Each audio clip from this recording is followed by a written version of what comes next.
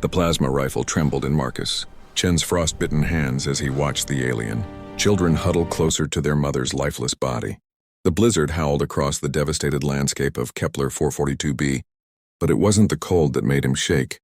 It was the sight of the smallest child, no bigger than his own daughter had been, pressing her translucent blue face against her mother's still chest, waiting for a heartbeat that would never come. What kind of monster am I? The thought cut through him like the icy wind. Just hours ago, he'd been hunting these very beings. Now, staring into the dying embers of their shelter, Marcus faced a choice that would either damn his soul or save it. The eldest child, maybe 8 in human years, looked up at him with eyes like liquid starlight and whispered something in their musical language. That sounded heartbreakingly like, please. Before we continue, subscribe now so you don't miss more incredible stories like this one. Oh, and tell us in the comments where you are watching this video from.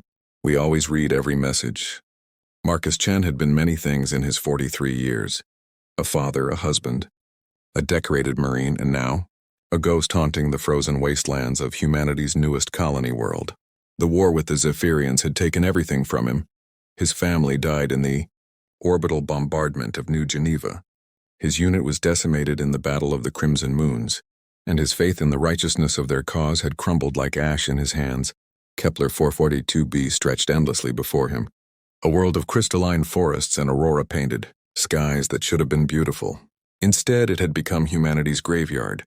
The planet's twin suns cast an ethereal glow through the perpetual storms that raged across its surface, creating a landscape that seemed pulled from a fever dream. Massive ice formations jutted from the ground like the ribs of some ancient leviathan, while bioluminescent flora pulsed with alien rhythms beneath the snow.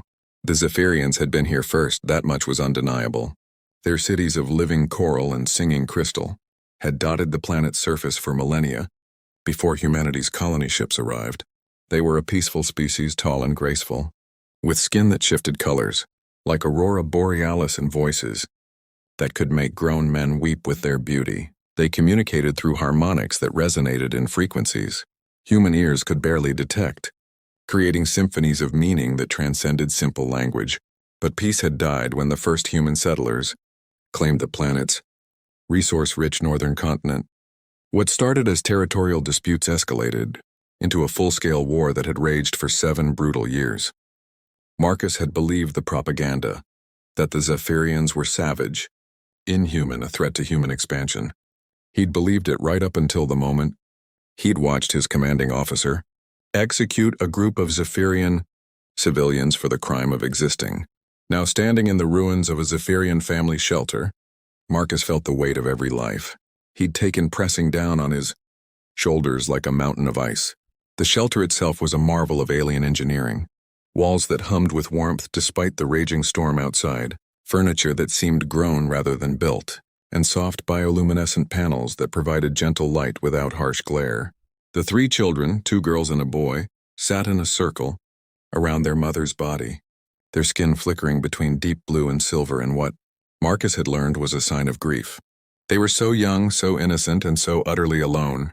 How many families like this have I destroyed? The question echoed in his mind as he lowered his weapon, his hands shaking not from cold but from the magnitude of what he was about to do. I won't hurt you, Marcus said softly, though he knew they couldn't understand his words. He set his rifle aside and slowly removed his helmet, revealing a scarred face marked by too many battles and too much loss. His dark eyes, once hard as obsidian, now held a gentleness that surprised even him. The eldest child, a girl with intricate silver markings along her temples, tilted her head at his gesture.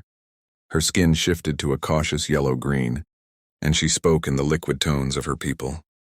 Though Marcus couldn't understand the words, the meaning was clear. Who are you? What do you want?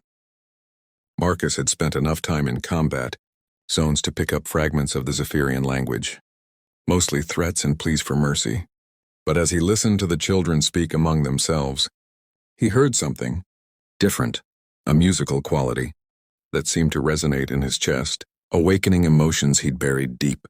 The youngest child, barely more than a toddler, approached him with the fearless curiosity of the very young. Her skin was pale blue like winter sky, and her eyes held depths that seemed impossibly ancient for one so small. She reached out with a tiny hand and touched his cheek, her fingers warm despite the cold. In that moment, something extraordinary happened. Images flashed through Marcus's mind, not his own memories, but hers. He saw her mother singing lullabies that painted colors in the air, her father crafting toys from crystallized light, the family laughing together in their home before the war came to their doorstep. She's telepathic, Marcus realized with a start. The Zephyrians' empathic abilities were mentioned in military briefings, but experiencing it firsthand was overwhelming. Through her touch, he felt her fear, her confusion, her desperate need for safety and comfort. "What's your name?" he asked gently, knowing she wouldn't understand, but hoping his tone would convey his peaceful intentions. The girl's skin brightened slightly, shifting to pale gold. She pointed to herself and made a sound like wind chimes in a gentle breeze. "Lyra," Marcus repeated, or at least his human approximation of it. The other children, the boy with deep indigo skin marked by swirling patterns, and the middle girl whose coloring reminded Marcus of sunset clouds, watched this exchange with growing hope. As the storm raged outside, Marcus found himself sharing his emergency rations with the children. They ate hesitantly at first, their large eyes never leaving his face, but gradually began to relax. The boy, who seemed to be about 10, pointed to himself and made a sound like distant thunder. "Kyle," Marcus interpreted. The middle girl's name sounded like rainfall on crystal, Naya.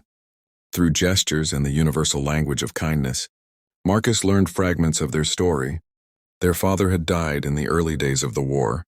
Their home had been destroyed in a human bombing raid, and they'd been fleeing with their mother when she succumbed to injuries sustained in the attack. These aren't monsters, Marcus thought, watching Lyra curl up against his side for warmth.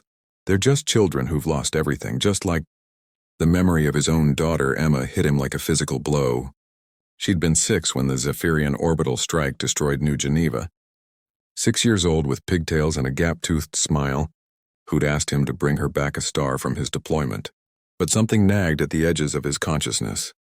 The military briefings had claimed that Zephyrians were aggressive, that they'd struck first, that humanity was merely defending itself.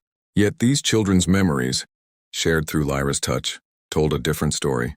They spoke of human ships arriving without warning, of peaceful overtures met with violence, of their people desperately trying to understand why these strange beings wanted to destroy them. What if everything we've been told is a lie? The answer came 3 days later, when Marcus's emergency beacon finally attracted attention. But instead of the rescue team he'd expected, a squad of human soldiers surrounded the shelter, their weapons trained on the alien children. "Step away from the hostiles, Sergeant Chen," commanded Captain Sarah Voss. Her voice cold and mechanical through her suit's speakers. Marcus recognized her. They'd served together in the Outer Rim, campaigns before the Zephyrian War began. She'd been a good soldier then, honorable and fair. Now her eyes held the same dead emptiness that Marcus had seen in his own reflection for too long. "They're not hostiles," Marcus said, moving to shield the children behind him. "They're civilians, orphans. They're enemy combatants in training," Voss replied, her rifle never wavering. "Intelligence indicates that Zephyrian children developed their telepathic warfare capabilities around age 7. These 3 are weapons waiting to be activated." Marcus felt Lyra's small hand slip into his, and through their connection, he sensed her terror. But beneath the fear was something else. Memories that weren't hers, older and deeper. Through her empathic abilities, she was accessing the genetic memory of her people, and what she shared with Marcus made his blood run cold. The Zephyrians hadn't attacked New Geneva. They hadn't fired the first shot in this war. The orbital bombardment that killed Marcus's family had been a false flag operation, carried out by human ships using captured Zephyrian technology. The war, the hatred, the endless cycle of violence, it was all built on a lie. But why? The question burned in Marcus's mind until Lyra shared one final, devastating memory. Deep beneath Kepler 442b's surface lay deposits of quantum crystals, a mineral that could revolutionize human technology and provide unlimited clean energy. The Zephyrians had been living above the galaxy's greatest treasure trove. In certain factions within human leadership had decided that genocide was an acceptable price for unlimited power. "You know, don't you?" Voss said, reading the expression on Marcus's face. "You figured it out. The telepathic little bitch showed you, didn't she?" Marcus's hand moved instinctively toward his sidearm. You knew. You all knew. Of course we knew, Voss laughed, the sound bitter and hollow. Did you really think this was about territory? About human expansion? This is about survival, Marcus. About ensuring that humanity becomes the dominant force in this galaxy. And if that means eliminating a few million singing tree huggers, then so be it. The other soldiers shifted nervously, and Marcus realized that not all of them were in on the conspiracy. Some, like him, had believed they were fighting a righteous war, but others, the ones whose eyes held that same dead emptiness as Voss, they'd known all along. The children come with us, Voss continued. Command wants to study their telepathic abilities before we terminate them. Their neural patterns might help us develop countermeasures against adult Zephyrians. Over my dead body, Marcus said quietly. Voss smiled, and it was the coldest thing Marcus had ever seen. That can be arranged, Sergeant. You've been classified as psychologically compromised due to prolonged exposure to enemy telepathic manipulation. Your death will be listed as a combat casualty. Behind him, Marcus felt the children's fear spike through their empathic connection. Kale was trying to be brave, his skin shifting to determined orange patterns, but Marcus could sense the boy's terror. Naya was humming softly, a Zephyrian prayer for the dead that made the air itself seem to mourn, and little Lyra was sharing something else through her touch. The location of other survivors, other families hiding in the crystal caves beneath the planet's surface. Hundreds of them, Marcus realized, maybe thousands. And if I give up these children, Voss will torture the information out of them. I need a moment, Marcus said, his voice carefully neutral. To say goodbye to them, they remind me of Emma. Voss's expression softened slightly at the mention of Marcus's dead daughter. 5 minutes, she said. Then we extract them for processing. Marcus knelt beside the children, gathering them close. To any observer, it would look like a soldier saying farewell to enemy prisoners. But through their empathic connection, he was sharing something far more precious, hope. I'm going to get you out of here. He projected through his thoughts, knowing Lyra could sense his intentions even if she couldn't understand his words. But I need you to trust me. Can you do that? Lyra's skin brightened to pure gold, and she nodded solemnly. Through her, she relayed his plan to her siblings. Kale's patterns shifted to determined crimson, while Naya's coloring took on the deep purple of Zephyrian resolve. Marcus had noticed something during his time with the children. Their empathic abilities weren't just telepathic, they were technopathic as well. They could interface with the living technology that comprised their shelters, their tools, even their weapons, and the shelter they were in wasn't as dead as it appeared. As he held the children close, Marcus felt Lyra's consciousness expand, touching the dormant systems hidden within the shelter's walls. The structure had been damaged in the attack that killed their mother, but it wasn't destroyed. It was sleeping, waiting for the right harmonic frequency to awaken it.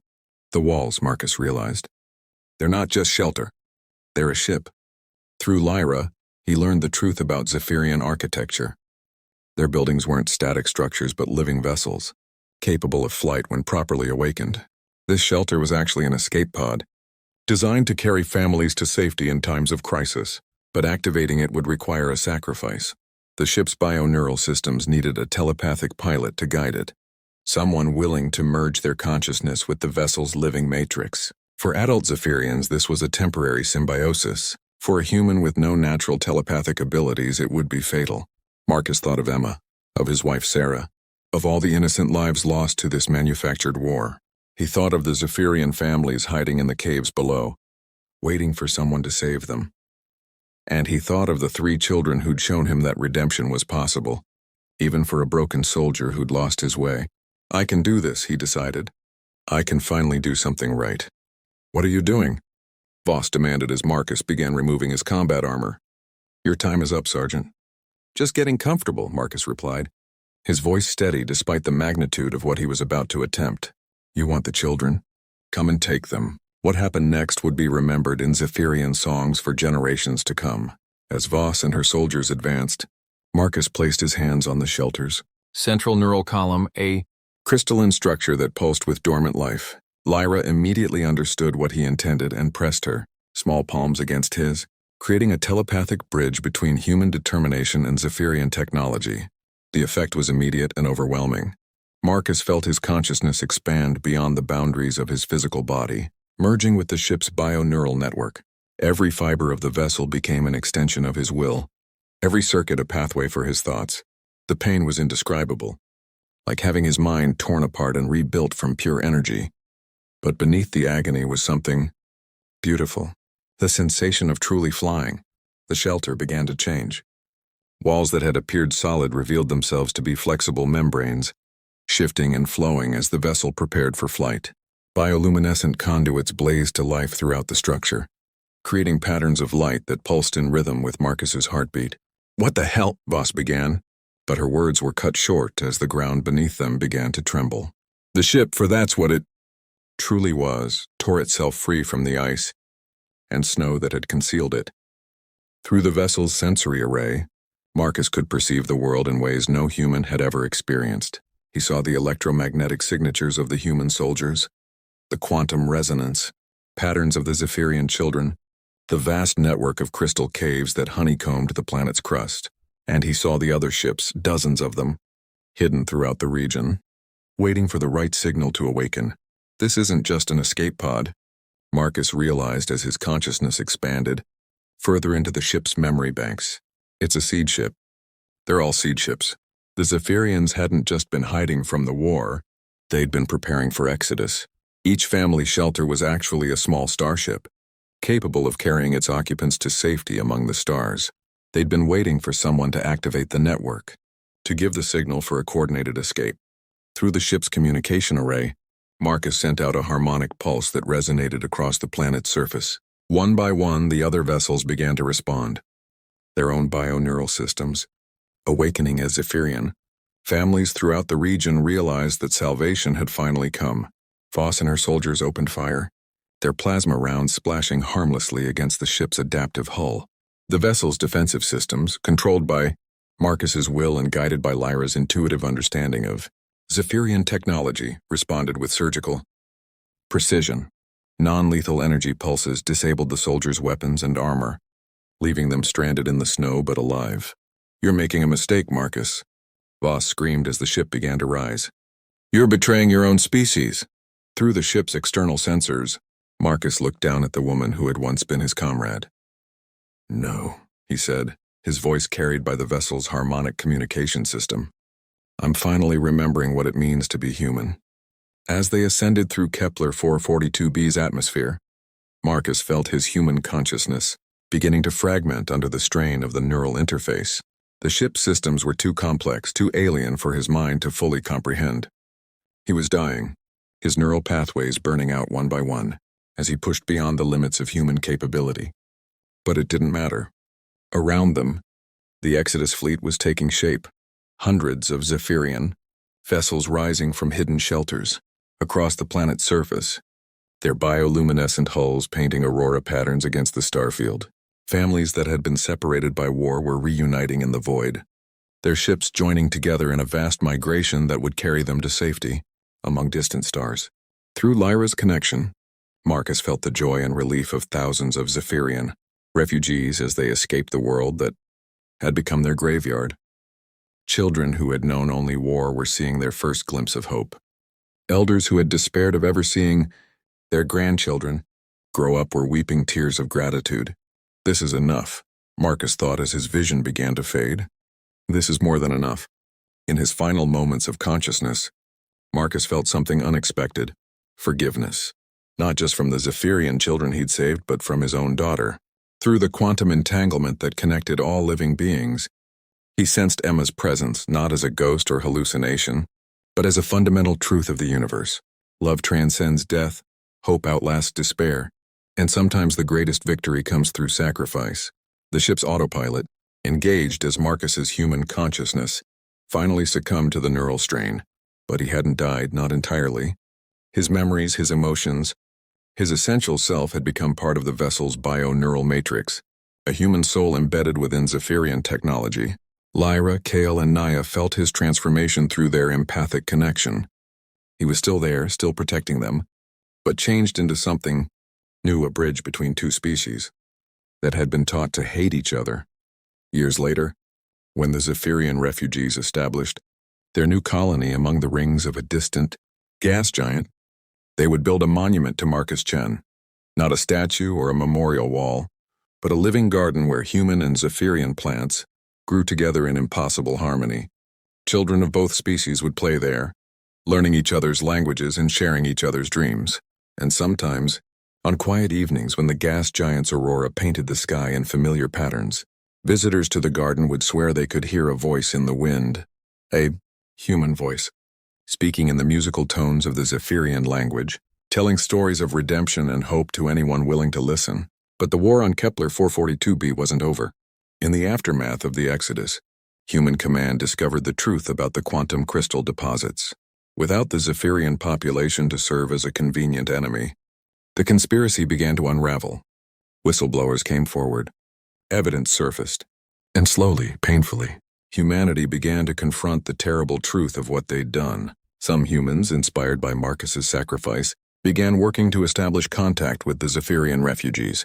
They carried messages of apology, offers of reparation, and dreams of a future where both species might coexist in peace.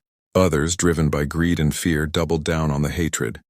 They spoke of Zephyrian infiltrators, of telepathic mind control, of the need to finish what they'd started before the aliens could return for revenge. The galaxy held its breath, waiting to see which vision of humanity would prevail. And in the quantum gardens of the Zephyrian colony, where impossible flowers bloomed in the light of an alien sun, the ghost of a broken soldier, who'd found his redemption, continued to whisper stories of hope into the cosmic wind. Stories that would one day reach across the void to touch the hearts of those still lost in darkness, showing them that it's never too late to choose love over fear, compassion over hatred, and hope over despair. The future remained unwritten, balanced on the knife's edge between destruction and salvation. But somewhere in the space between the stars, 3 Zephyrian children who'd been saved by a human sacrifice were growing up to become bridges between worlds, carrying within their hearts the proof that even in the darkest times, a single act of courage can change everything.